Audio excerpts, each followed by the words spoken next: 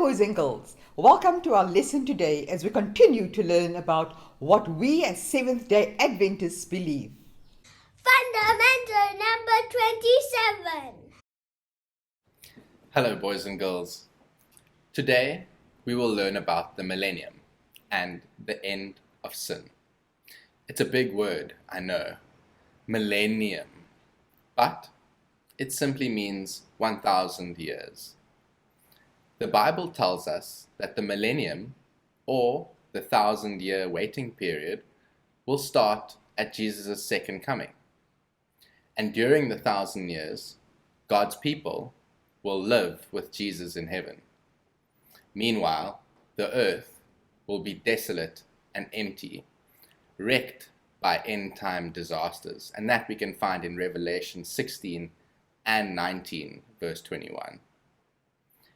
And all the evil people will be dead during the millennium of 1,000 years. So, the millennium isn't a good time for Satan, because he will be stuck on earth with nothing to do and no one to tempt, because everyone on earth will be dead. Yes, Satan will have a giant time out for 1,000 years. So, what will God's people do in heaven for 1,000 years?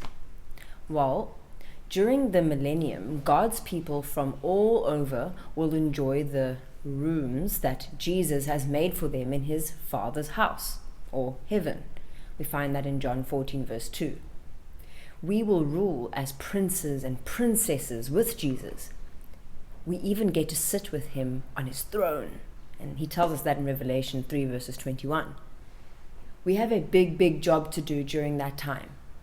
You see, the millennium is a time of judgment, and we are the judges.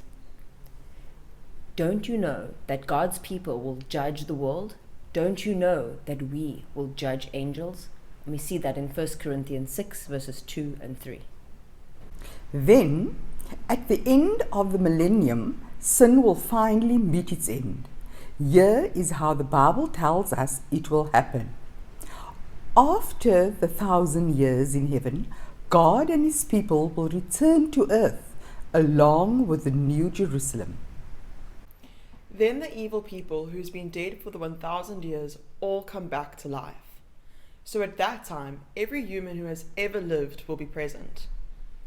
God's books will show us what each of us has done, and we will see how God has done everything he could to save each person, but some rejected his love.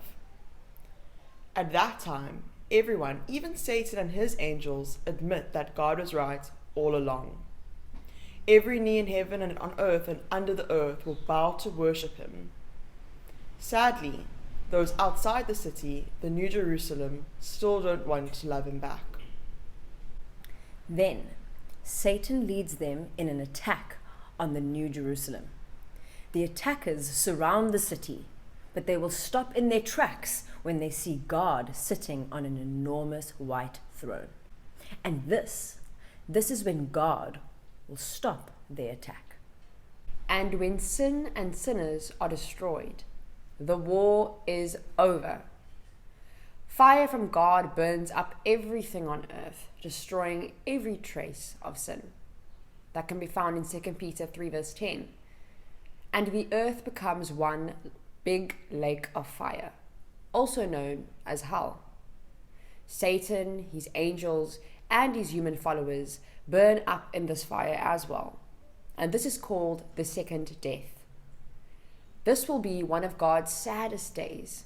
He says when sinful people die, it does not give him any joy. But when they turn away from their sins and live, that makes him very happy.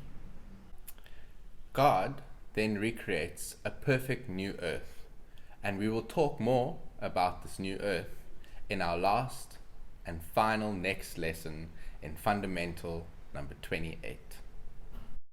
See you next week for Fundamental number 28. Where we'll be talking about a new earth.